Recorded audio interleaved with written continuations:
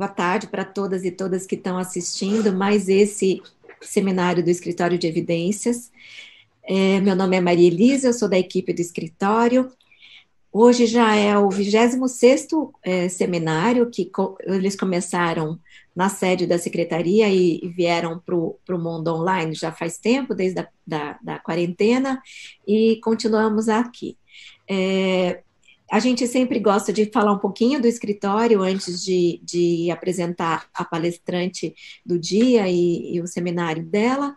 Então, o objetivo do escritório de evidências, que é uma área recém-criada, né, criada no início desse ano na Secretaria da Educação do Estado de São Paulo, é aproximar a pesquisa acadêmica e a avaliação de políticas educacionais da gestão educacional da secretaria, dos seus servidores e servidoras, com o objetivo último de fomentar o que a gente chama de gestão baseada em evidências, que seria uma gestão mais técnica, que olha diagnósticos, que olha resultados de avaliação, para refletir sobre suas políticas, melhorá-las, às vezes até cancelar políticas que não estão dando resultados.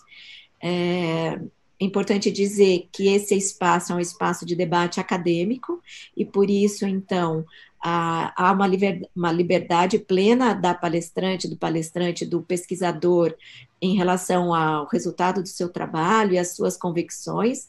Isso não significa que a Secretaria da Educação pense da mesma maneira, mas a gente acredita que só, obviamente, a ciência, ela exige essa liberdade de pensamento e a área pública se beneficia dessa avaliação, desse escrutínio externo sobre suas políticas.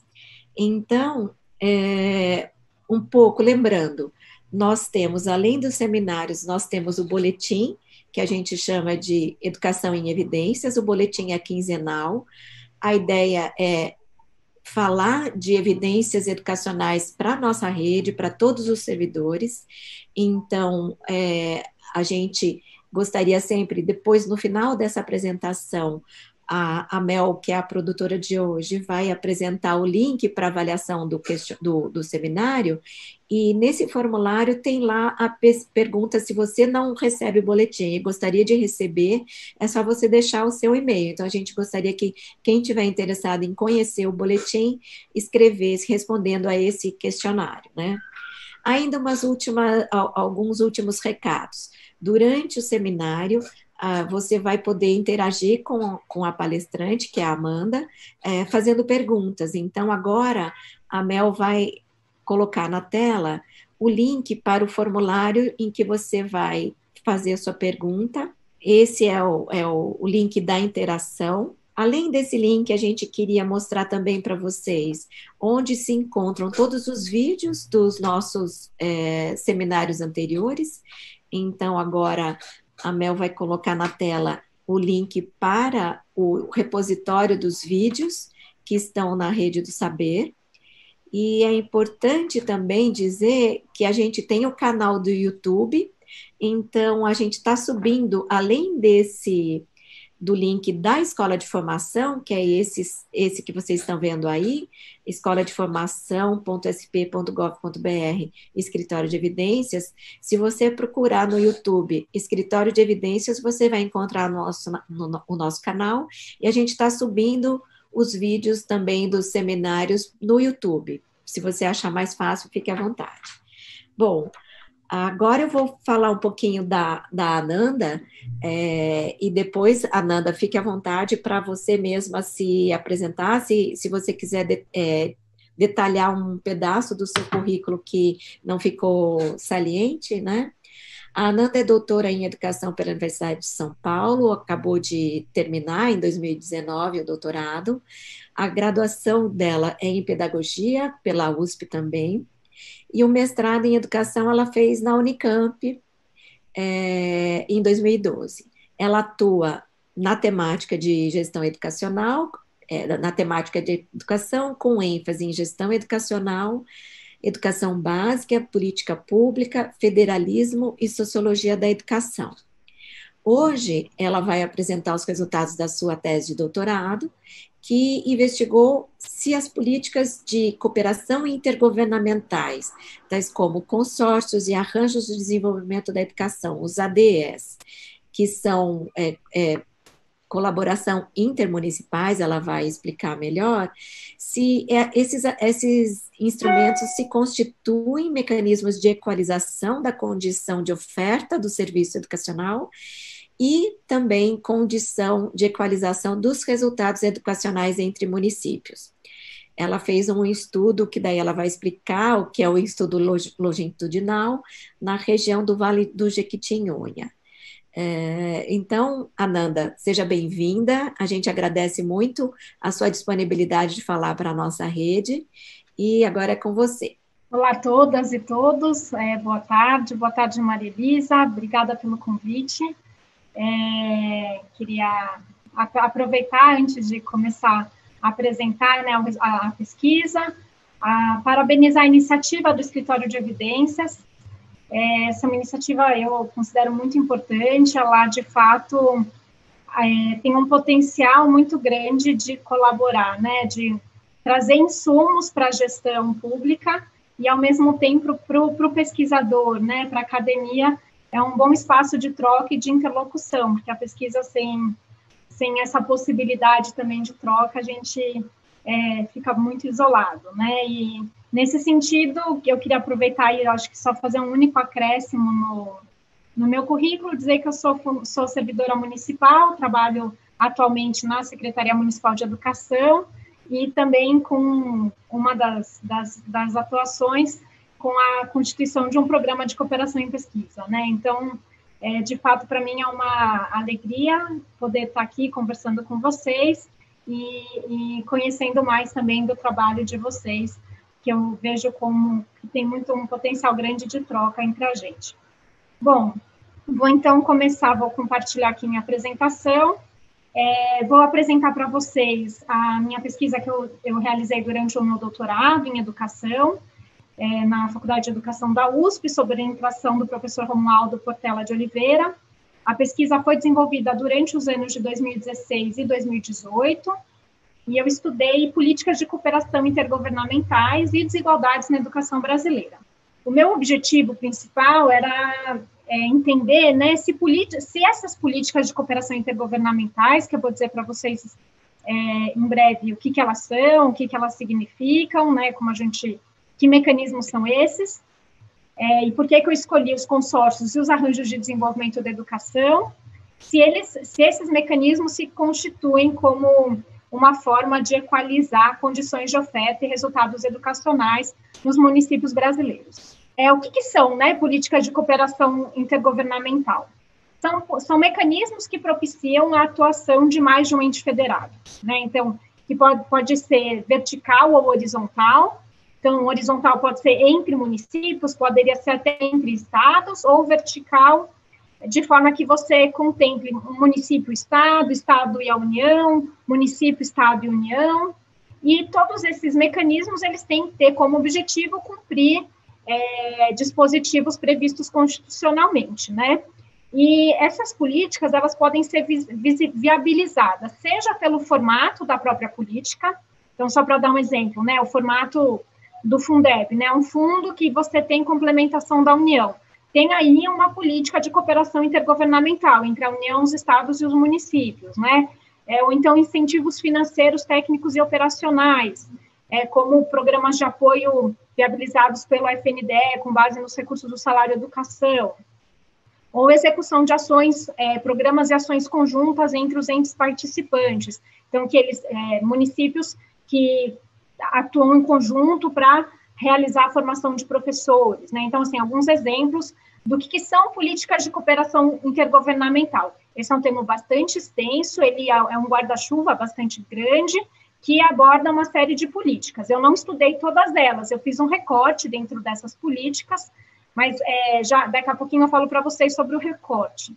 Então, de maneira geral, né, ainda olhando o termo de uma forma mais ampla, essas políticas, em geral, elas são, esses mecanismos, né, são utilizados para trabalhar a partir disso, para buscar soluções de questões que envolvem o espaço geográfico de mais de uma esfera administrativa. Isso é muito comum, por exemplo, na questão hídrica, né, dos recursos hídricos, bacias hidrográficas. Isso a gente tem bastante consórcios nessa área. No caso da educação, a gente poderia pensar a disponibilização do transporte escolar em regiões periféricas, por exemplo, ou no campo, né, em que as fronteiras de um município com outro são mais próximas do que o próprio centro do outro município, né? Ou então a divisão de tarefas ou atividades visando somar esforços para a concretização de um objetivo comum. Isso é bastante comum na área da saúde, quando você tem a necessidade de serviços extremamente especializados e que você tem consórcios de municípios para garantir a oferta e o atendimento em um hospital regional, por exemplo. No caso da educação, a gente pode pensar em oferta de cursos de formação inicial ou continuada, ou a constituição, né, e a oferta de serviços de atendimento educacional especializados, que são atendimentos que, em geral, um pouco menor, são atendimentos mais caros, enfim, dá para pensar de forma, qual seria a correspondência na área da educação, né? Ou então a união em torno de projetos de desenvolvimento regional. E aqui eu coloco, né, como exemplos possíveis, a viabilização de terreno, incentivos para a construção e oferta de cursos de nível médio e superior. Agora, assim, por que isso é importante, né? Aqui eu trouxe só um único dado, mas a gente poderia explorar muito essa questão. A gente tem uma desigualdade muito grande entre os municípios brasileiros. Isso é bastante comum, né? Assim, não a desigualdade em si, mas a gente, nas federações, é muito comum que as federações tenham mecanismos de equalização e mecanismos de redistribuição de recursos e políticas de cooperação intergovernamental, sobretudo em federações tão desiguais quanto o Brasil. A questão que se coloca é que, para além, né, dos mecanismos que a gente tem, né, de redistribuição e de equalização, no caso da oferta educacional, embora esses mecanismos sejam muito importantes, eles, de fato, consigam de alguma forma, criar um patamar menos desigual para a oferta educacional, a gente ainda tem uma condição bastante desigual, tanto de processo, como mesmo de oferta, processo e resultados educacionais. Então, a gente, assim, né, um dado mais geral, que a gente tem que quase 70% dos municípios brasileiros têm até 20 mil habitantes, né? A gente tem 26% dos municípios que têm de 20 a 100 mil habitantes. A imensa maioria dos municípios são municípios pequenos, né, mas a nossa população está concentrada nos grandes municípios, né, nas grandes regiões metropolitanas, mas o que a gente tem de decorrência disso? Que 70% dos municípios dependem mais de 80% de recursos externos, né, então a gente tem aqui uma questão com financiamento bastante importante. Então, aqui eu já entro em algumas premissas para a realização do estudo, e depois eu vou explicar para vocês por que eu escolhi estudar os consórcios, os arranjos de desenvolvimento da educação, o que eles são, e como que foi a metodologia e os resultados encontrados. Então, a primeira premissa foi partir de que, para a gente ter uma condição um pouco menos desigual, né, ou melhores condições e mecanismos de equalização, né, na oferta e nas condições educacionais brasileiras, é necessário conciliar diferentes mecanismos, né, diferentes políticas de cooperação intergovernamentais. Sem dúvida, uma premissa fundamental é que a função de coordenação e redistribuição da União e dos Estados, ela é fundamental. Sem essa, tudo isso que a gente está discutindo não faz o menor sentido, assim, não faz cócega, né? Mas eu parto da seguinte premissa: isso já tem uma agenda pública instituída, tanto é que a gente acompanhou a discussão agora com o novo Fundeb, né? Então tem discussão, tem muitos estudos nessa área, mas para além disso a gente ainda tem os desafios colocados na oferta educacional dos municípios, e aí então a minha hipótese era que outros mecanismos a gente pode encontrar que poderiam de alguma forma reduzir essas desigualdades que ainda se mantêm, mesmo considerando os mecanismos de redistribuição de recursos como a gente tem hoje no cenário nacional. Fora isso, a gente tem uma crescente importância atribuída a esse formato de cooperação intergovernamental. Então, recentemente, né, nós tivemos isso em 2012, a aprovação da Resolução 1 do Conselho Nacional de Educação, que trata da instituição, né, do estabelecimento de arranjos de desenvolvimento da educação, que ficaram conhecidos como ADS.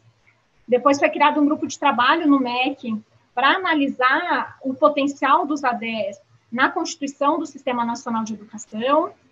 Nós temos vários movimentos, inclusive movimentos voltados ao apoio desse tipo de ação junto aos municípios, sobretudo de empresas e instituições, né, empresariais. Mas, ao mesmo tempo, né, apesar dessa crescente importância... algo importante também que eu estava esquecendo foi a presença da explicitação do ADE, né, no próprio Plano Nacional de Educação. Então, o Plano Nacional de Educação incorporou esse termo, agora depois eu resgato aqui o número do artigo, a estratégia de forma a citar o mecanismo, né, a instituição do arranjo de desenvolvimento da educação como uma possibilidade para o estabelecimento do Sistema Nacional de Educação e do regime de colaboração, enfim, entre os entes federados. Mas, ao mesmo tempo, a gente tem uma ausência de estudos sobre possíveis efeitos desse tipo de arranjo de cooperação intergovernamental nas condições de acesso, atendimento e resultados educacionais. Nós temos alguns estudos, né, na área da educação, sobretudo sobre os ADS, mas os estudos eles se concentram mais na questão por que esses ADS são constituídos, se eles se mantêm ou não, vários estudos de caso.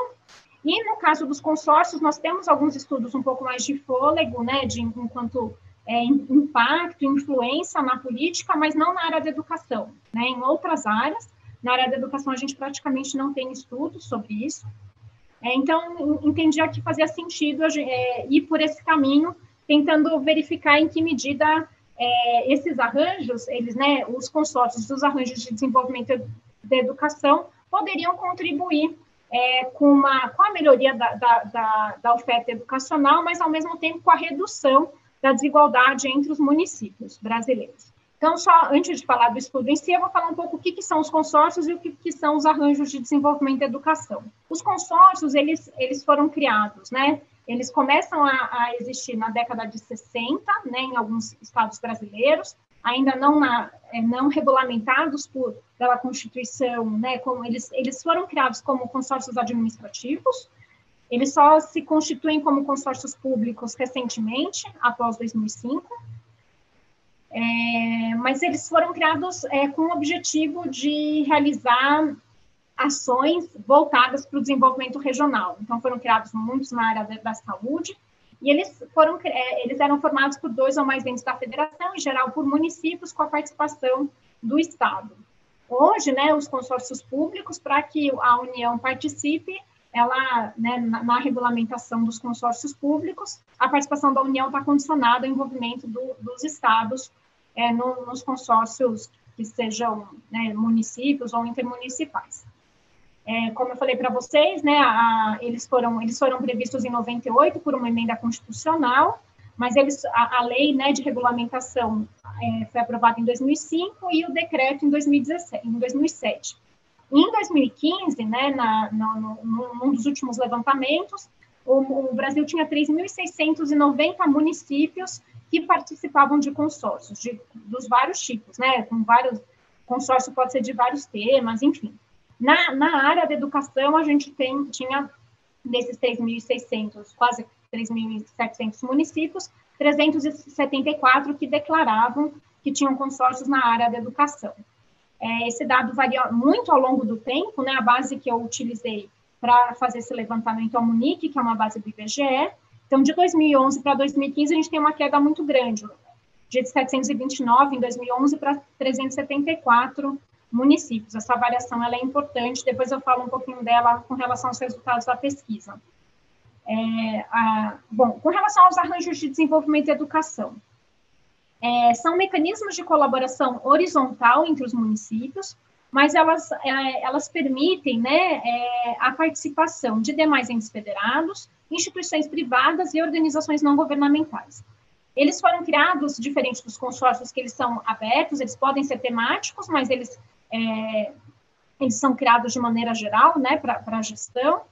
Os arranjos, eles foram criados voltados para a educação e voltados para a troca de experiências, formações e planejamento conjunto. A resolução que trata deles é a número 1 de 2012, do Conselho Nacional de Educação, e eles foram previstos, né, como eu comentei com vocês, no Plano Nacional de Educação, como uma estratégia para o fortalecimento do regime de colaboração. Em 2016, a gente tinha 12 arranjos, 12 ADS, envolvendo 191 municípios. Na verdade, depende da contagem, né? No estudo que eu fiz, né, que eu vou apresentar para vocês, eu trabalhei com 12 ADS. Em 2016, um outro estudo levantou 13 e com 213 municípios. O primeiro ADE não chamava dessa forma, mas ele surgiu em 2000, que é o da Chapada, e depois os demais foram constituídos após 2009. Então, eles são ainda um mecanismo bastante recente. O que eles fazem, né? Então, o que são esses... Falei um pouco o que eles são, mas para que eles são criados, o que normalmente eles fazem, qual que é o escopo de atuação no campo da educação. Um levantamento realizado pelo Abrúcio, né, em 2015, em um estudo encomendado pelo MEC, Unesco, ele levantou 5 principais eixos de atuação, que desde a articulação federativa, como ações conjuntas regionalizadas, advocacy, disseminação de boas práticas, a capacidade de gestão institucional, então, melhorando, né, com sistemas informatizados, reestruturação de secretarias, mecanismos de ligação administrativa entre a secretaria e as escolas. O terceiro eixo, que seria um modelo de gestão pedagógica, né, com acompanhamento de indicadores, implantação de currículos, capacitação docente. O quarto eixo, instrumentos de transparência e accountability democrática, com divulgação de dados, criação de fóruns, parcerias, mobilização, e governança institucionalizada, relacionada com financiamento, arenas decisórias e ações de comunicação. É um leque bastante grande de ações, mas eu acho importante dizer que eu avalio esse escopo como um escopo potencial, que de fato não é exatamente isso que hoje os consórcios e os arranjos, pelo menos nas pesquisas que eu levantei ao longo do estudo, encontraram, né? Digamos, é o que eles poderiam fazer, né? O que hoje eles fazem, né? As pesquisas hoje mostram que eles trabalham com desenvolvimento de ações voltadas para o planejamento, articulação regional e diálogo para o aprendizado a respeito da gestão municipal, da educação, né? E com a constituição de fóruns intergovernamentais. E esses fóruns trabalham com realização de formação, assessoria e troca de experiências. De maneira geral, né, são ainda com uma baixa complexidade do real escopo esse escopo de atuação, a gente pode dizer que ainda ele é de baixa complexidade, né? Uma diferença grande, inclusive, entre os ADES e os consórcios, é que os ADES, eles não precisam, eles são menos institucionalizados, né, do que os consórcios. Mas, de maneira geral, o que foi visto, né, nos estudos levantados, né, nos estudos identificados nessa área, é que, em ambos os casos, o escopo de atuação no campo da educação ainda trabalha com essas questões, não envolve, por exemplo, financiamento compartilhado, algumas ações estratégicas de médio e longo prazo, são essas formações, essas questões mais voltadas para a formação, planejamento e articulação. Qual que foi a metodologia, né, do trabalho? Então, foi feita uma análise dos municípios brasileiros, considerando os tipos de cooperação intergovernamental, né, tanto os consórcios, os ADES e os municípios que não participam de nenhum dos dois tipos, tentando identificar, né, em que medida essa participação impacta, né, primeiro um panorama, né, como é que é a capacidade estatal em relação aos tipos de cooperação intergovernamental e os dados educacionais, a influência disso nos dados educacionais, sejam esses de acesso, permanência e resultado. Qual que é o panorama que a gente tinha em 2015? Né? Tínhamos 3.600 municípios que não tinham participação em nenhum desses dois tipos de arranjo estudados, 1.788 municípios que participavam de consórcios, 72 municípios que participavam de consórcios e ADES e 67 só de ADES. Então, o objeto do estudo é a política educacional municipal. Foi feito logo no início da análise uma escolha em que nós excluímos os municípios muito pequenos, com uma pequena quantidade de escolas e uma pequena quantidade de estudantes, porque a ideia era analisar a gestão municipal, e que municípios muito pequenos, com uma ou duas escolas, eu poderia estar analisando muito mais a atuação do gestor, né, do diretor da escola, do que da gestão do município. Então, esses municípios foram excluídos, e então, num primeiro momento, foi feito um panorama da situação desse tipo de política de cooperação intergovernamental com a totalidade dos municípios, né, os 5.565 municípios existentes na época, isso no ano em que a análise foi realizada. Hoje a gente tem mais, mas, enfim, precisei olhar, né, retrospectivamente. E depois, no segundo e terceiro momento da pesquisa, o universo ficou reduzido a 4.461 municípios. Então, com esses dados, e a análise foi feita sempre nessas 4 categorias. Então, municípios sem nenhum tipo de associativismo, municípios consorciados, municípios que participavam de ADES e municípios que participavam de ambos, de ADES e consórcios. Em 2011, então, a gente tinha aqui 35% ou 36%, né, com a redução do universo, a gente teve uma pequena variação nessa distribuição, mas ela foi bem pequena, um pouquinho mais de 1/3 dos municípios brasileiros participavam de alguma dessas formas de cooperação intergovernamental analisada.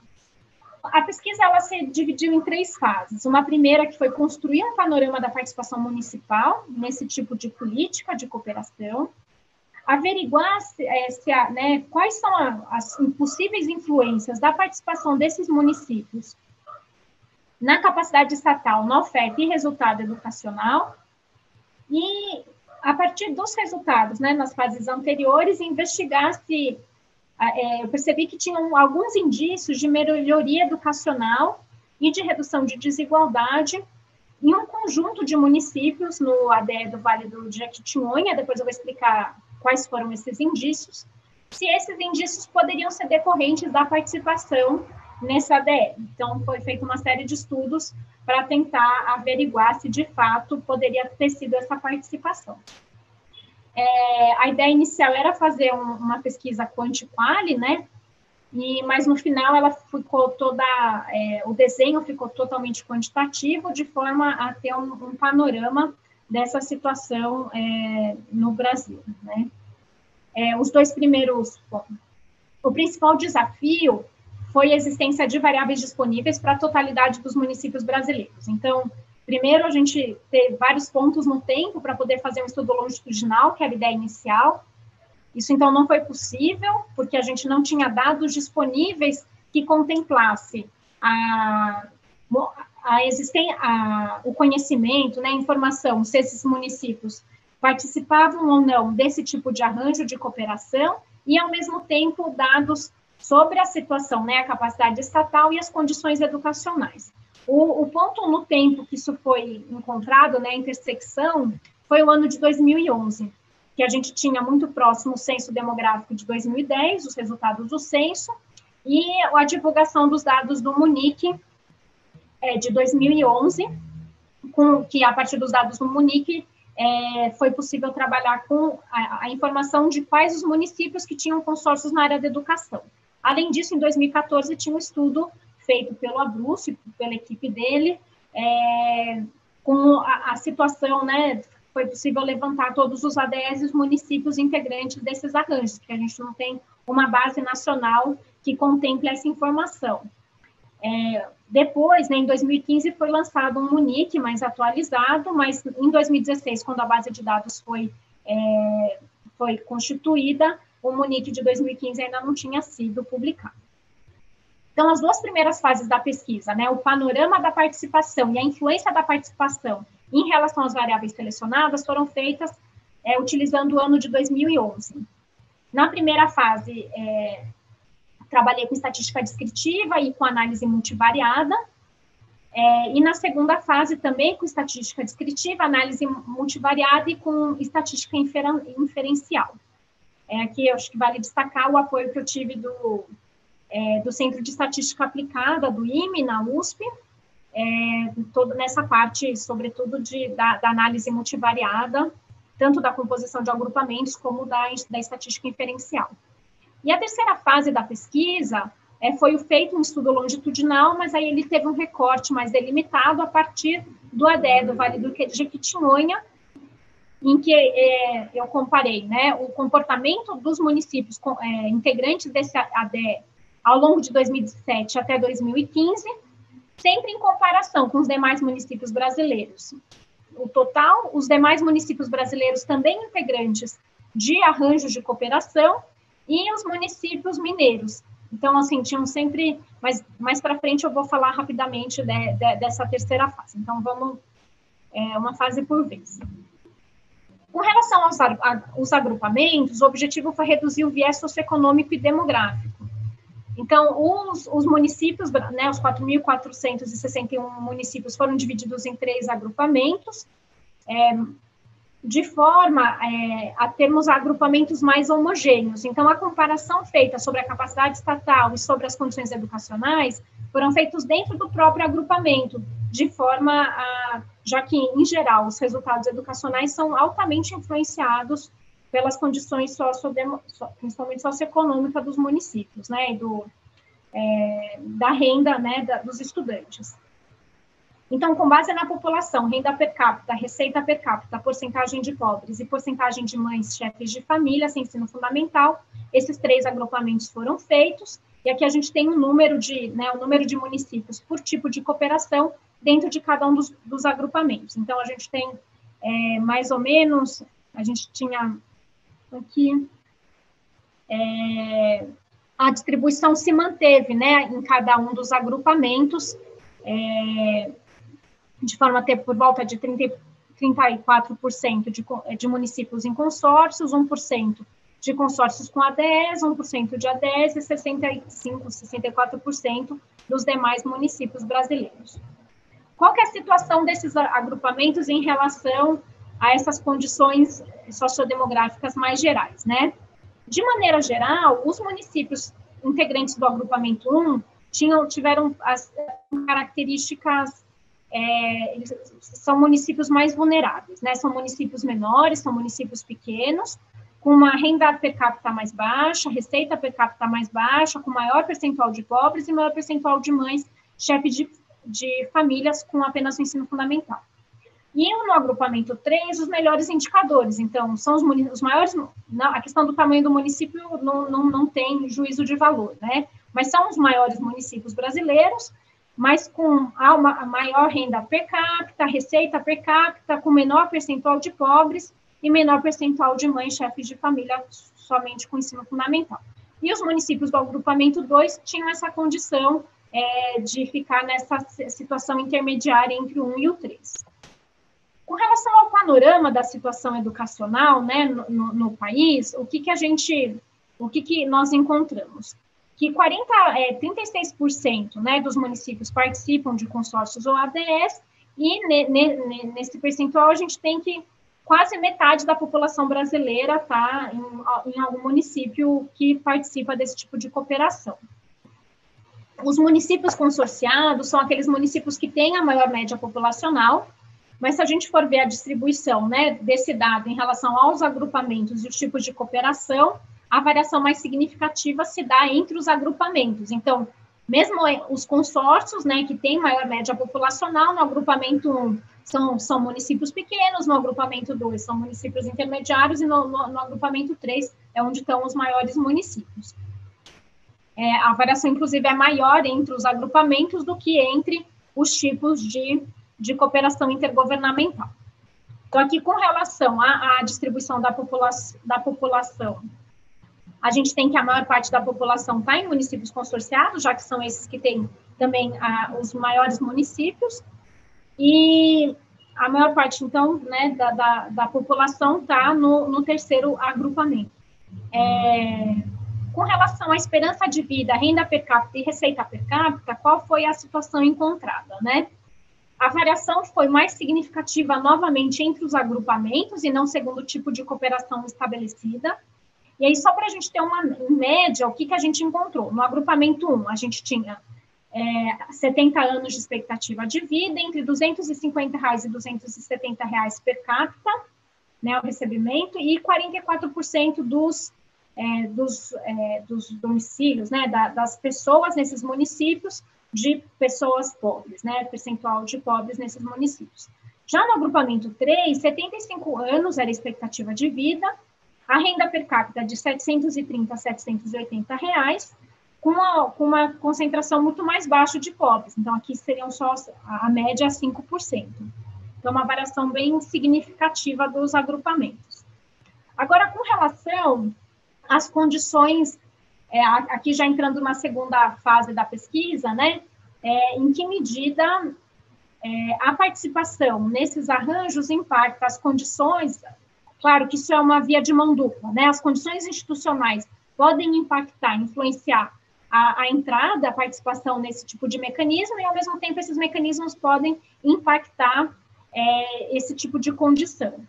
E aqui, no caso, então, aqui são as variáveis utilizadas para analisar essa situação, e também as variáveis utilizadas para analisar a condição educacional, que aqui, o tempo todo, a preocupação era não restringir a análise educacional aos resultados de avaliação externa. Claro que elas são importantes, mas a ideia seria olhar para todo o processo, né, da oferta educacional, do atendimento educacional, que não fosse só o resultado. Então, a gente olhou para o acesso com base nas taxas de atendimento, então, desde taxa de analfabetismo, taxa de frequência, ao ensino fundamental, pré-escola e ensino médio, condições de permanência e de atendimento, com taxa de dispersão idade série, percentual de funções docentes com ensino superior e média de alunos por turno. E, por fim, os resultados em avaliações externas, a partir da média da Prova Brasil em matemática, o percentual de alunos com resultado insuficiente e avançado no 5º ano do ensino fundamental. De maneira geral, então aqui, de maneira geral, qual foi o resultado que a gente encontrou, né? O agrupamento 1 concentrou os indicadores novamente mais desfavoráveis, e o agrupamento 3, os melhores indicadores, sejam eles, né, nas condições institucionais do município, seja para o acesso, processo e resultados educacionais. E o agrupamento 2 sempre com indicadores intermediários. As principais variações se deram entre os agrupamentos, entre 1, 2 e 3, e não conforme o tipo de cooperação estabelecida. Aqui eu vou dar alguns exemplos. Então, o que eu fiz? Para não passar todas essas variáveis foram analisadas, então, os dados foram levantados. Aqui eu trouxe um dado de cada para mostrar para vocês um exemplo de comportamento a partir do qual eu tive os resultados, né, que eu encontrei. Então, com relação a funcionários, o percentual de funcionários ativos com ensino superior no município. Então, tinha-se como hipótese de que, será que esse tipo de associativismo pode impactar a capacidade estatal, né? Você teria melhores condições de forma que os funcionários nos municípios tenham níveis de ensino mais elevados, ou em que medida isso pode impactar também, né, no atendimento. Então, a ideia por isso que foi feita uma análise multivariada, porque são muitas variáveis que respondem, né, é um conjunto bastante extenso de variáveis que estão interrelacionadas nessa situação. Então, o que a gente encontra? Que por volta de 30% dos municípios, por volta de 30%, cerca de 30% dos funcionários ativos têm ensino superior, com uma maior variação entre os agrupamentos, né? A variação entre os tipos de cooperação intergovernamental ainda é pequeno. Você tem uma variação muito maior, de 25%, por exemplo, no agrupamento 1, chegando até quase 50% no agrupamento 3, né? Que nós temos uma média de 35%, 38%, né, no agrupamento 3. Agora, se a gente for olhar, por exemplo, a taxa de frequência líquida, que é um indicador de acesso ao ensino médio, novamente, a variação se dá entre os agrupamentos e não entre os tipos de cooperação. Então, os municípios do agrupamento 1, em média, tinham atendimento, uma taxa de frequência líquida entre 31% e 35%. Já os municípios do agrupamento 2, entre 39% e 42%, e os municípios do agrupamento 3, entre 54% e 61% de atendimento. Então, é uma variação bastante significativa entre os agrupamentos. Com relação ao percentual de funções docentes com ensino superior, no ensino fundamental, né, municipal, novamente a gente tem esse mesmo comportamento. A gente tem que os municípios do agrupamento 1 têm em torno entre 40% e 50% de ensino superior, né, os professores, as funções docentes, né, para ser mais precisa. No caso do agrupamento 2, os municípios tinham entre 63% e 71%, né, de funções docentes com ensino superior no ensino fundamental, atuando no ensino fundamental, e no agrupamento 3, esse percentual já sobe para 83%, chegando até 89%. Com relação aos resultados, eu peguei aqui o dado de percentual de alunos com resultado avançado. A gente tem novamente essa repetição, né, de comportamento. Então, os municípios do agrupamento, e aí vocês podem perceber que a variação entre o tipo de cooperação intergovernamental, na verdade, ela é muito menor, ela existe, a gente tem diferentes comportamentos a depender da variável selecionada, mas, de fato, onde a gente encontra um padrão é a questão dos agrupamentos dos municípios, então, reiterando o que os estudos na área da educação vem dizendo da questão do peso, né, dos fatores socioeconômicos, mas aí aqui não é só nos resultados educacionais, mas também nas condições de acesso e permanência dos estudantes. Tem 2 dados importantes de exceção que vale a pena destacar, que é a média das transferências da União, que as transferências da União per capita, elas variaram de forma inversa entre os agrupamentos, ou seja, o agrupamento 3 recebeu os menores valores da União, enquanto os agrupamentos 1 e 2, os valores mais altos. Isso pode indicar que as transferências da União têm seguido padrões mais redistributivos do que as transferências estaduais, porque no caso das transferências estaduais, elas mantêm o padrão de desigualdade entre os municípios, né? Então, a variação encontrada, o que chamou a atenção, foi no caso da transferência da União.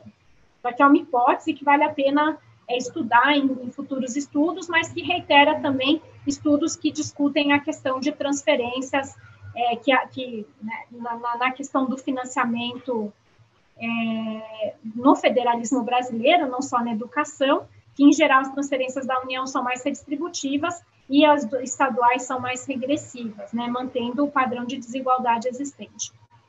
A segunda exceção, né, que chamou a atenção foi que os municípios integrantes de ADES e consórcios com ADES, simultaneamente, tiveram um comportamento oposto entre os agrupamentos 1 e 3 e o agrupamento 2. Então, 1 e 2 tiveram, 1 e 3, um comportamento mais parecido, similar, com indicadores favoráveis, e o agrupamento 2 com indicadores desfavoráveis.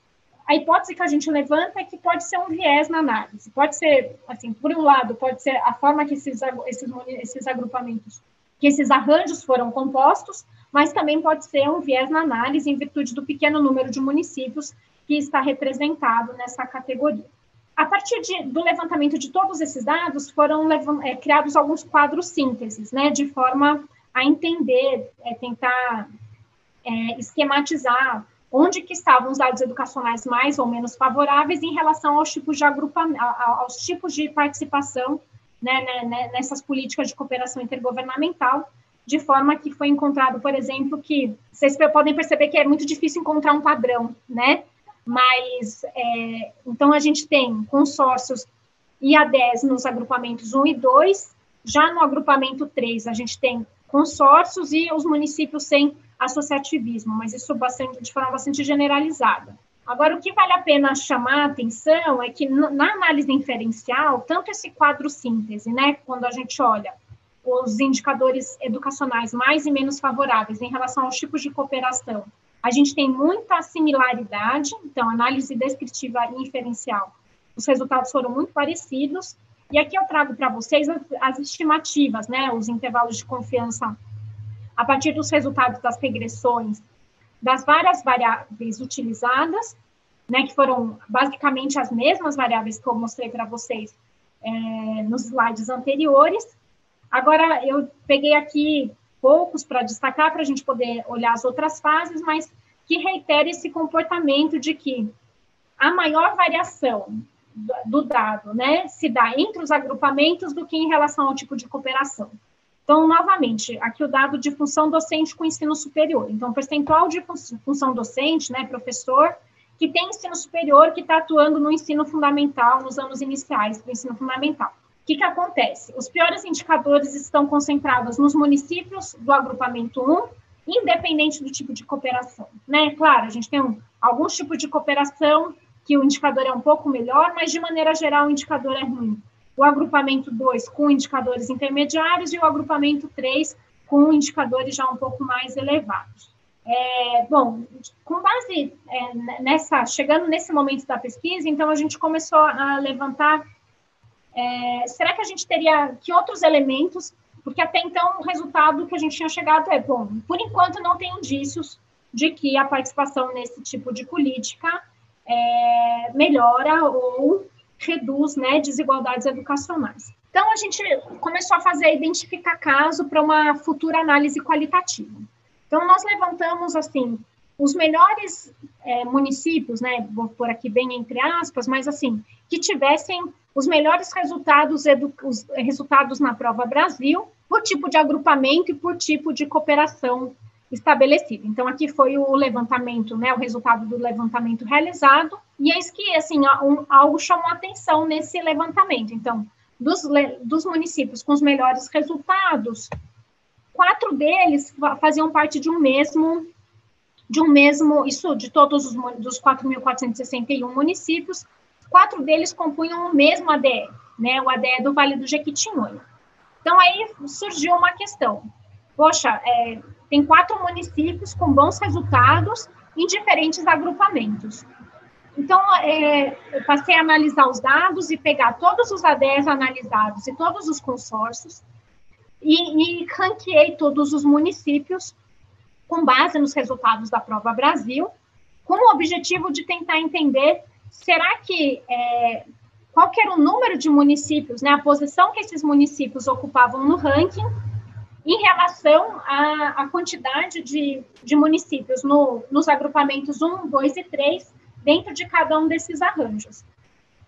E o que chamou a atenção novamente é que os melhores resultados foram encontrados, ou seja, os que tiveram mais municípios com melhores resultados, então com mais alta posição nos rankings, né, nesse ranking estabelecido, estavam no ADE do Noroeste Paulista, aqui no estado de São Paulo, e no ADE do Vale do Jequitinhonha.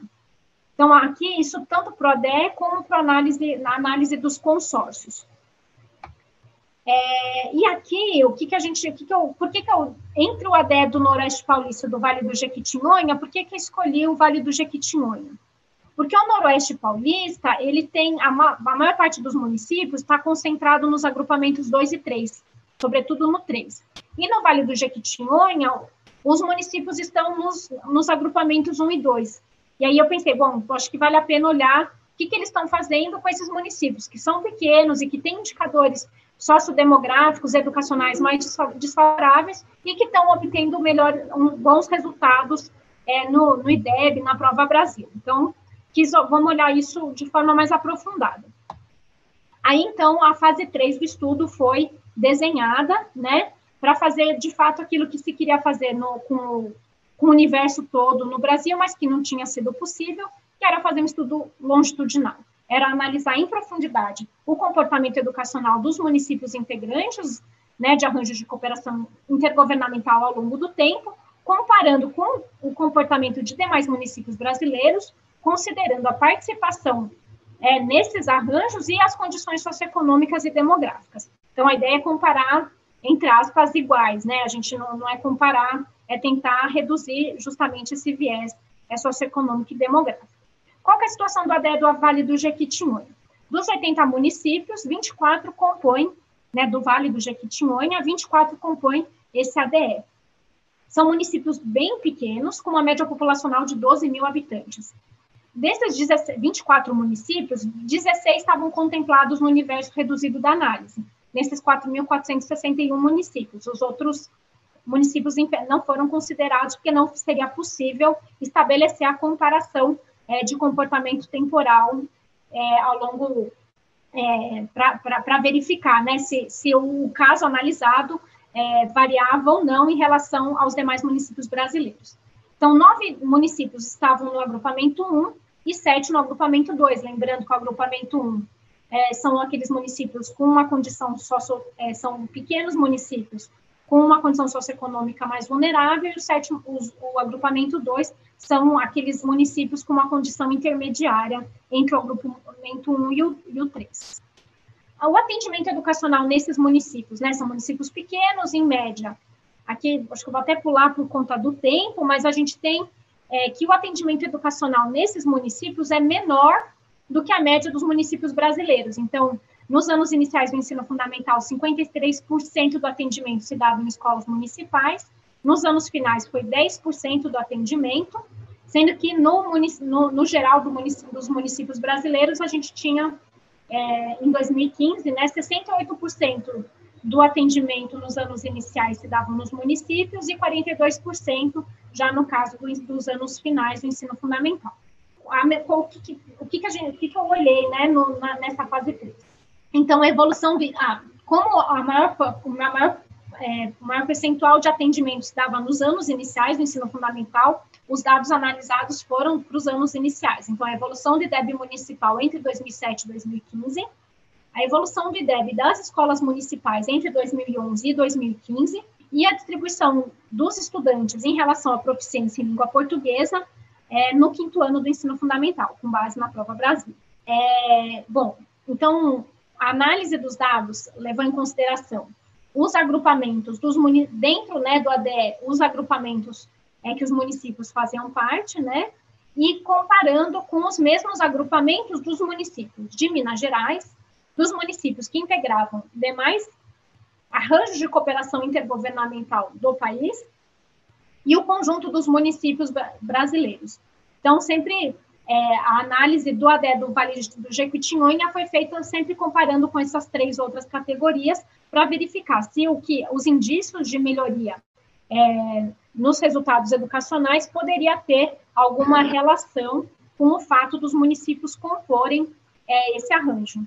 Então, a primeira coisa que, né, de fato, né, quando a gente olha o IDEB, teve uma melhora no IDEB nos anos iniciais, ao longo do período observado. Então, foi uma variação positiva de 2007 até 2015, e a variação entre o IDEB real e o IDEB projetado também foi bastante positiva. Então, aqui nesse gráfico, dos 16 municípios, apenas 2 não alcançaram, né, que são os em vermelhinho, não sei se dá para ver, não alcançaram o IDEB projetado para 2015, mas o valor de quem não tinha alcançado em 2007 era muito maior, então diminuiu muito esse não alcance, e aí dá para ver, assim, não dá para perceber um padrão em relação aos municípios. Tiveram municípios que melhoraram o IDEB por conta do fluxo, outros melhoraram por conta da variação na proficiência.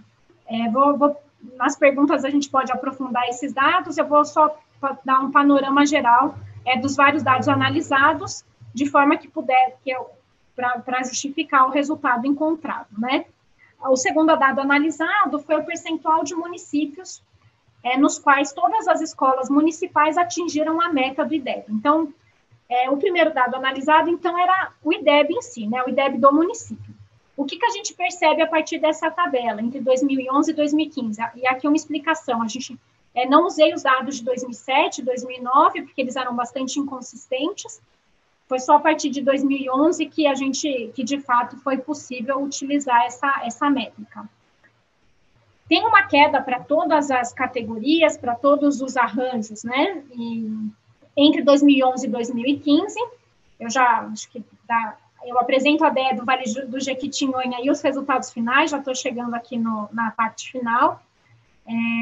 Então, entre 2011 e 2015, teve uma queda, né, no percentual de municípios em que todas as escolas atingiram a meta, mas isso foi, de certa forma, uma queda esperada, porque você tem um maior número de escolas contempladas. É claro, a ideia é que, na verdade, ficou mais difícil alcançar o 100%, né, esperado no sentido de que ficou mais difícil. O ideal, né, é que todas as escolas, de fato, atinjam, né, essa é a perspectiva e essa é a ideia também com o estudo, tentar identificar quem está conseguindo fazer isso, para que futuramente a ideia era fazer um estudo qualitativo, tentar entender como é que isso era, por que isso como que se conseguiu isso, né? O que se percebeu também é que há mais semelhanças de comportamento entre os municípios brasileiros de maneira geral e os integrantes de arranjos territoriais, né, os consórcios e os ADEs, que é a segunda e a quarta categoria, né, bastante diferença em relação ao ADE do Vale do Jequitinhonha e Minas Gerais. Né? O ADE do Vale do Jequitinhonha e o resultado de Minas Gerais também se assemelham. Então, aqui a gente já começou a perceber que o que estava acontecendo no Vale do Jequitinhonha estava próximo ao comportamento dos demais municípios de Minas Gerais. Diferente, então, do comportamento dos demais municípios brasileiros e dos demais municípios que integravam outros arranjos territoriais. Aqui, com a corzinha, dá para perceber um pouco melhor, né? Depois, eu analisei a distribuição da proficiência em língua portuguesa dos alunos do 5º ano do ensino fundamental. Tanto com base, né? Então, o que se considera como nível suficiente? Então, aqui a gente tem os 3 agrupamentos, né? O primeiro conjunto é o agrupamento 2, o segundo conjunto é o agrupamento 3, 2, agrupamento 3 e sem agrupamento. Nas cores roxas, né? Lilás e roxa, a gente tem os dados do Brasil. O dado claro, o lilás é Brasil em 2011, o roxo é Brasil 2015, e nos tons de rosa, o rosa claro, são os arranjos em 2011 e em rosa escuro o arranjo em 2015. E a gente percebe que tem uma elevação no percentual de alunos que atingem o nível de suficiência para todos os agrupamentos no Brasil e nos arranjos de 2011 para 2015, e a gente chega, inclusive, a ter um pouco até um aumento de desigualdade entre os agrupamentos, do 1 para o 3, né, nesses anos. Todo mundo melhora, mas a desigualdade não reduz, chega até um pouquinho a aumentar. No caso da situação de Minas Gerais e do ADE do Vale do Jequitinhonha, o que chamou a atenção é que parece que teve uma pequena redução de desigualdade, né? A gente também encontra os municípios já partem. Então, eu queria só, antes de fazer, né, as considerações finais, trazer algumas questões metodológicas que podem ter afetado o resultado, que são questões para discussão. A ideia do estudo era ser um estudo exploratório, né, assim, fazer um novo desenho metodológico para analisar um tema que tem sido pouco explorado ainda, que ainda é um tema mais recente, mas que a ideia é que subsidie futuros estudos, né? Então, a ideia de trazer essas discussões metodológicas é que os futuros estudos levem em consideração. Primeiro, o pouco tempo de existência desses arranjos no campo educacional, agora a gente já tem um tempo maior, que os dados analisados foram de 2011, a gente já vai ter quase 10 anos desses dados, né, agora. A gente tem uma fragilidade das bases de dados utilizadas, depois eu posso entrar nessa questão, mas primeiro, o MUNIC, né, que é o único dado, a única base de dados que a gente tem de consórcios no Brasil, que atinge, né, todos os municípios brasileiros, ele oscilou muito ao longo dos anos, então, e os dados da educação parecem pouco consistentes, então, teve muita variação, então, um ano com muito município cadastrado, outro ano que parecia que teve uma diminuição no número de municípios, então, isso com certeza influencia, né, no resultado. A exclusão dos pequenos municípios, então, né, como eu falei para vocês, teve o universo reduzido dos municípios para fazer uma análise da gestão municipal e não uma gestão da escola, mas como os consórcios e os ADEs estão voltados muito mais para os pequenos municípios, talvez precisasse fazer um estudo pensando a metodologia de forma a olhar a questão da gestão nesses pequenos municípios, e mesmo a escolha das variáveis analisadas como variáveis respostas, se essas são as mais adequadas, que podem captar, enfim, essa influência, né, desses arranjos. Apesar de todas essas limitações, né, que eu coloquei, nenhuma das análises realizadas, seja a análise descritiva, multivariada e o estudo de caso, apresentou indícios de que a participação nesses arranjos tem melhorado as condições de atendimento, oferta ou resultados educacionais, de forma a reduzir as desigualdades entre os municípios brasileiros. Com exceção desse destaque que eu fiz, né, no ADE do Vale do Jequitinhonha, eu acho que é muito mais um destaque, mas o comportamento de maneira geral, o que a gente percebe é que não teve indício de que essa participação que estava, de fato, trazendo alguma melhora ou reduzindo desigualdades entre os municípios brasileiros. nesse sentido, né, apesar da importância, né, tem uma importância esses arranjos em várias questões da política educacional brasileira, mas o que a gente não pode fazer é sobrevalorizá-lo na agenda educacional, às vezes até em detrimento de outros mecanismos de cooperação e outros mecanismos de redução de desigualdade. E aí os dados, de fato, reiteraram a relevância, novamente, das condições socioeconômicas nas condições de atendimento e resultados educacionais. Então, basicamente, foi isso que eu preparei aqui para vocês. Desculpa, eu acho que eu não compartilhei minha tela, né? Eu acabei sem compartilhar a tela. Não, isso. Se for o caso, depois eu compartilho aqui. Você quer concluir ou você quer compartilhar? Desculpa. Não, eu já concluí. Eu fui falando, mas eu acabei não compartilhando a tela. Perfeito. Então, nós já temos aqui algumas perguntas. Você acha que então a gente pode partir para o debate? Sim, podemos. Combinado. Então, gente, nós recebemos já algumas perguntas. Você prefere responder individualmente ou porque as duas são bem distintas. Se houver algumas que se agrupem, eu reúno, tá? Então, a primeira pergunta é do João Carlos, que é do órgão central aqui, da secretaria. Ele agradece a palestra, achou bastante interessante, e pergunta o seguinte: em sua opinião, qual deveria ser a atuação do Estado no fomento dos ADEs, considerando que eles são cooperação, mesmo considerando, né, que eles são cooperação entre municípios, qual seria um possível papel do Estado nesse fomento? E, mais especificamente, do ponto de vista concreto, de órgãos, instrumentos necessários, o que você consideraria necessário como estrutura para que isso se efetivasse? Olha, João Carlos, obrigada pela pergunta. Eu vou dizer que quando eu estava preparando a apresentação, essa pergunta não me saía da cabeça, porque não foi o que eu pesquisei.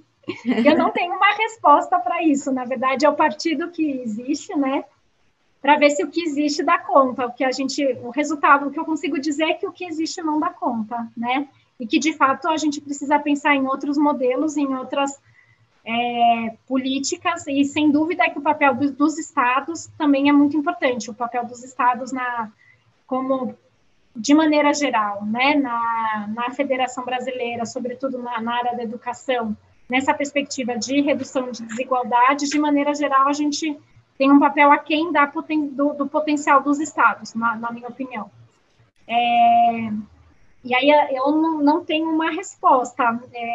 Eu tenho algumas hipóteses, mas que acho que a gente, olhando também para outras políticas, pode ajudar a responder, né? Então, pensar, sem dúvida que o incentivo dos estados na instituição desse tipo de arranjo pode ser interessante, mas precisa, acho que, pensar quais são os mecanismos de negociação, né, como é que eles são compostos, como é que os mecanismos de decisão, ao mesmo tempo, em que medida, para não ficar só no levantamento, no diagnóstico, porque isso já é feito, né, tanto na perspectiva por conta do PAR, né, do Plano de Ações Articuladas, que acabou incentivando esse tipo de mecanismo, mas para sair disso, né, o diagnóstico é importante, mas como que a gente pensa em políticas mais articuladas, porque hoje a política, basicamente, educacional, ela é muito individualizada,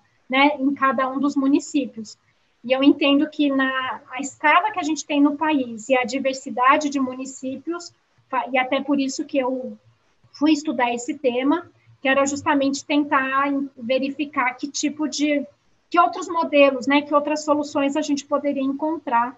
Não tem uma resposta, eu tinha, acho que, certeza que essa pergunta ia sair, mas acho que não tem uma resposta pronta para isso, não. Acho que tem estudos de outras áreas que acho que podem ajudar, não para replicar diretamente, mas para acender algumas luzes e ajudar a pensar. Não sei se seria o caso já financiamento, porque são estruturas ainda muito instáveis, ainda muito recentes, mas teria que, eu acho que, experimentar, fazer pilotos, pensar o que seria possível construir com base nos diagnósticos. Na verdade, acho que se por um lado é importante olhar os diagnósticos e pensar com os municípios, né, junto com eles, quais seriam soluções possíveis de atuação conjunta, isso também, por um outro lado, sim, por um lado é importante, por outro lado é um pouco restritivo, porque os estudos também mostram que os próprios, né, os gestores, né, e quem atua nessa área, tem uma visão bastante limitada com relação ao potencial dessa atuação intergovernamental. Então, como na área da educação a política sempre foi dessa forma, né, individualizada, os próprios gestores não conseguem ter uma concepção de que essa atuação pode ser mais cooperada. E, por uma outra questão, é que o impacto educacional, diferente de outras áreas, como, por exemplo, recursos hídricos, ou saneamento, ou saúde, que quando algo não é resolvido dentro do município, impacta o outro, né? Então, a questão da poluição de um rio, se no município você não resolve, você joga o problema para o município seguinte, você precisa resolver isso conjuntamente. Na área da educação, isso não é visto dessa forma. Então, acho que a gente também precisa mexer um pouco que olhar que a gente tem para a gestão municipal, para os resultados educacionais, nessa perspectiva mais cooperada, sair dessa visão muito atomizada no município ou no estado, de forma que não proporciona essa cultura mais cooperativa, que não seja tão também, como eu posso dizer, voluntarista, né? Que seja uma cultura cooperativa mais institucionalizada e que não dependa tanto que é o que acontece nos estudos de caso. Eles acabam dando certo quando você tem um gestor que tem essa visão e que leva isso à frente. Então, que outros mecanismos que a gente pode garantir, né, pensando no Estado, para que os municípios consigam ter mais segurança, que não seja uma segurança tão rígida, porque muitos reclamam dos consórcios por conta da rigidez, mas, ao mesmo tempo, que permitam ações mais de médio e longo prazo, porque se forem só ações de curto prazo, é um pouco essa baixa complexidade que a gente consegue ter mesmo. Se a gente quiser construir ações cooperativas de média complexidade, você precisa aumentar um pouco esse prazo e o escopo desses arranjos. Perfeito. Assim, tem perguntas de outras pessoas, mas eu tinha uma pergunta minha que está muito ligada a essa pergunta do João Carlos, e então eu vou fazer, na verdade eu tinha, são uma pergunta em duas partes. A primeira é um comentário, a Caterina Segato e o Fernando Abrúcio discutindo, né, a questão da participação dos estados na cooperação federativa na educação. A Catarina esteve nos nossos seminários, ela fez o segundo seminário apresentando justamente esse estudo. E como o João Carlos pergunta sobre alguma coisa como órgãos e instrumentos, me ocorreu que ela fez uma comparação entre alguns estados, do ponto de vista institucional, quais tinham, por exemplo, unidades específicas que faziam a articulação com seus municípios, que explicavam como que eles poderiam se desenvolver e tudo mais, e ela destaca basicamente, que é o Ceará, como um estado que se destaca por ser efetivamente um estado que coopera com seus municípios de maneira sistemática, né? E, então, assim, se você tiver alguma consideração quanto a isso, mas a minha pergunta diz respeito sobre a sua avaliação ao longo do tempo desde que surgiram os consórcios, né, e ao longo do tempo, a impressão que eu tenho pode ser de alguém que não conhece, né, a matéria aprofundadamente, eles poderiam estar mais desenvolvidos ou haver mais consórcios do que há hoje, segundo a sua estatística. E eu lembrei que nos anos 2011, 12, por aí, eu estava na Secretaria de Educação em outro projeto e havia no Ministério da Educação uma secretaria voltada justamente para articulação com as secretarias estaduais, que chamava SASE. E então me parece que o papel do MEC de incentivar esse tipo de coisas foi enfraquecendo ao longo do tempo, que isso pode, por hipótese, ter um impacto no desenvolvimento ou não desses arranjos.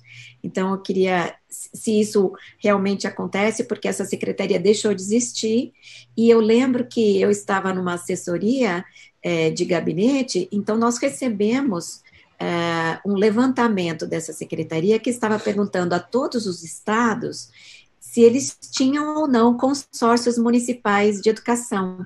Então, veja, havia uma intenção de levantamento que depois se perdeu. Queria que você comentasse esse aspecto, por favor. Obrigada, Maria Elisa. Então, tem várias questões, deixa eu só achar aqui.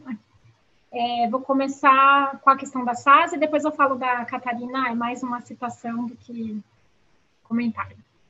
De fato, tudo que eu trouxe aqui, a SASE foi uma secretaria importante nesse aspecto, né? A Secretaria de Articulação com Sistemas de Ensino. Então, o estudo que o Abruzzo desenvolveu em 2014 foi liderado, né? Foi encomendado pelo MEC, mas à frente pela SASE.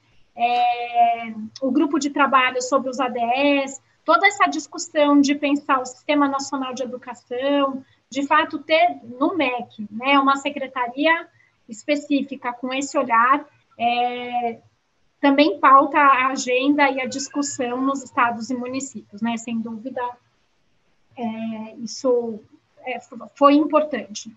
E entendo que a sua inexistência hoje também não é só simbólica, mas ela também é significativa para um desincentivo para esse tipo de ação. Com relação a Catarina Segato, eu localizei, eu citei ela na minha tese, não sei, vocês têm a fala dela, a gravação? Depois você me responde, mas depois fiquei curiosa para assisti-la. Mas ela apresenta algumas categorias em relação ao grau de institucionalização, né, desses arranjos e de distribuição de recursos, de forma que tem a institucionalização forte, mediana e fraca, e se a redistribuição ocorre sim ou não. Né? E, de fato, a institucionalização forte está associada, né, no caso do caráter redistributivo, a presença da coordenação estadual. Né? Acho que essa tipologia que ela faz, ela é bastante interessante, é um estudo que vale a pena ser lido para quem está querendo, né, olhar para essa área. Eu acho que é isso, Maria Elisa, do que você me perguntou, não sei se... Não, tá perfeito. Então, agora a gente passa, assim, só para explicar, infelizmente, quando a Catarina falou, a gente ainda não gravava, porque era presencial. Então, nós temos o artigo que ela escreveu junto com a Abruzzo, né, que parte é a tese dela e parte são, assim, aquela análise que ele já vinha fazendo sobre federalismo, né. Uhum. Agora, tem uma pergunta do Robson, que é do MEC, que pergunta o seguinte: considerando a necessidade de recursos dos municípios pequenos, você mencionou, né, que o consórcio pode contar com a União, né? E daí a gente pensa que a União pode trazer recursos para o consórcio, né? Então, você acha mais estratégico, pensando nos municípios pequenos que são os mais prejudicados, né? Você acha mais estratégico que eles façam consórcios com a participação de Estado e União, ou ADS com municípios maiores, com uma gestão mais estruturada? Assim, com relação a isso, eu vou trazer mais uma reflexão nessa perspectiva do diálogo mesmo. Essa é uma pergunta muito objetiva e sem dúvida, de novo, né, se a gente se pautar por evidências, o meu estudo não vai por esse caminho, né, eu não conseguiria responder isso, mas alguns estudos mostram que uma das fragilidades de alguns consórcios que foram estudados na área da saúde, né, acho que em outras áreas que não da educação, acho que o nome da autora é Patrícia Lazinski, ela estudou a influência dos consórcios em redução também de desigualdade, mas não foi na educação. E um dos problemas, quando os municípios se consorciam, um dos riscos com outros municípios e com municípios maiores e mais ricos, é que, às vezes, esses municípios, quando eles percebem que eles não precisam mais apoiar ou serem apoiados para conseguir tocar sozinhos, eles saem. E aí deixam os pequenos novamente à mercê, né? Então, de fato, ou a gente pensa, eu acho que não é uma resposta de pronto para essa pergunta, eu acho que depende do arranjo, depende do desenho da política, né? Em que medida esses municípios maiores, qual é o atrativo para eles se manterem nesses arranjos, mesmo se eles, porque eles vão estar é papel do município acaba sendo um papel redistributivo do município maior em relação ao município menor dentro de um mesmo estado, ou o papel redistributivo é da União e do Estado, e os municípios fazem uma cooperação intergovernamental numa perspectiva, aí não seria tanto da questão de aporte financeiro, porque se for de aporte financeiro, qual que é o incentivo, qual que é o atrativo para um município maior se manter junto com um município menor, né? Então, acho que vai depender do desenho de cada um desses modelos para poder avaliar o que vale a pena, né? Depende como é que ele está desenhado, o que faz sentido para o município, para o menor e para o maior, né? Em termos de recurso, não só menor e maior de tamanho, mas também de condições financeiras ou capacidade estatal de arrecadação, enfim. Perfeito. Eu tenho uma última pergunta que, na verdade, me ocorreu durante a sua fala, principalmente pensando no seguinte, considerando a crise financeira, orçamentária, né? Ainda mais agora com a pandemia, a economia encolhendo um pouquinho mais e tal. Eu queria que, assim, no seu estudo, né, no Vale do Jequitinhonha, eu estou tentando pensar assim, você menciona que muito da ação que acontece a partir dos ADS é formação de professores, troca de experiências e tudo mais. E nós temos discutido muito aqui nos seminários o tema da formação de professores e a participação ou a responsabilidade das universidades, das instituições de ensino superior. A primeira pergunta é, assim, eu não conhecendo a norma, né, as possibilidades, tanto de consórcios como de ADS, existe a possibilidade dessa participação tripartite entre municípios e universidades? Isso é frequente, isso acontece? Porque daí uma alternativa para o Estado não gastar é contar com a expertise e a capacidade instalada das universidades da região, né? Você chegou a verificar isso? Não foi o foco. A questão da participação, ela parece mais uma participação privada, mais de institutos e fundações empresariais, que, sobretudo no caso dos ADS, que foi são institutos e fundações que fomentaram, né? Eu não tive a oportunidade de trazer aqui, talvez vocês conheçam, mas como é que eles foram constituídos e de onde que surge a ideia. Então, são essas mesmas fundações que acabam apoiando na continuidade, nas experiências existentes. Existe, mesmo do ADE, eu tenho uma universidade regional que estudava o caso de lá, né? Eu não acho que existe sim essa possibilidade, e acho que ela me parece interessante, né? E não sei como no arranjo jurídico como é que isso ficaria. Se é necessário que ela seja tripartite com a participação da universidade, ou, no caso dos consórcios, tem os instrumentos jurídicos de depois, né, cooperação com outros entes, você tem que entendo que esse seria talvez um dos focos de atuação desse arranjo, né, a questão da formação e contar com a expertise da universidade, né, mas sem dúvida é algo que a pensar e discutir, que já deve ter sido também discutido em outros estudos, e, enfim, mas assim, dos levantamentos que eu conheço e usei no estudo, foi uma discussão, a participação, para além dos entes federados, foi muito mais voltada para esse tipo de instituto e fundação empresarial do que da universidade pública, mas acho que esse é um ponto a ser analisado e investigado. Realmente, é estranho que até agora não tenha sido envolvido tantas universidades, né? A gente pode até questionar o que será que acontece, né? Assim, o grupo de trabalho, né, o grupo de trabalho que foi constituído no âmbito da SAS em 2014 para discutir o potencial dos ADS. Inicialmente, a discussão era o potencial dos ADS como mecanismo, né, para instituição, né, para regulamentação do regime de colaboração, Sistema Nacional de Educação. Tinha universidades, né? Então, assim, tem universidades participando do debate, sim. Eu não sei em que medida diretamente junto aos municípios nos quais elas fazem parte, né? Mas no campo do debate isso existe, mas eu não me sinto à vontade para responder na questão mais geral. Assim. Perfeito. Ananda, nós precisamos encerrar porque eu soube que tem uma programação no canal subsequente à nossa, né? Então, eu queria agradecer mais uma vez a sua participação. Esse tema é muito interessante, assim, é muito necessário, né?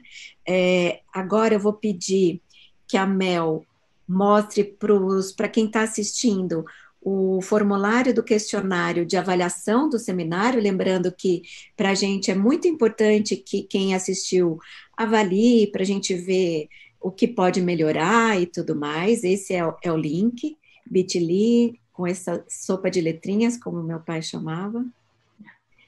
E agora eu vou, então, voltar a palavra para você, Ananda. Queria agradecer a quem assistiu até agora, e você pode, fique à vontade para fazer o seu encerramento. Também queria agradecer, Maria Elisa, por essa oportunidade de poder conversar com vocês. Sem dúvida, eu acho que esse é um pontapé inicial, é um tema que precisa mesmo de mais estudos, mais discussões, mas a ideia era justamente essa, colocar mais um estudo e um tema na pauta, na agenda pública, para poder contribuir justamente para que a gente tenha melhores condições educacionais aí nos municípios brasileiros. Obrigada e parabéns novamente pela iniciativa do Escritório de Evidências. A gente que agradece, parabéns também pelo seu estudo, que realmente é inovador. Eu queria lembrar que na semana que vem nós teremos seminário, né, na próxima sexta, e o assunto vai ser educação prisional, é um tema que até agora não foi tratado nos nossos seminários. Então, muito obrigada pela presença de todos e todas. Ananda, mais uma vez, muito obrigada, e a gente se vê na próxima sexta, gente. Abraços e até a próxima.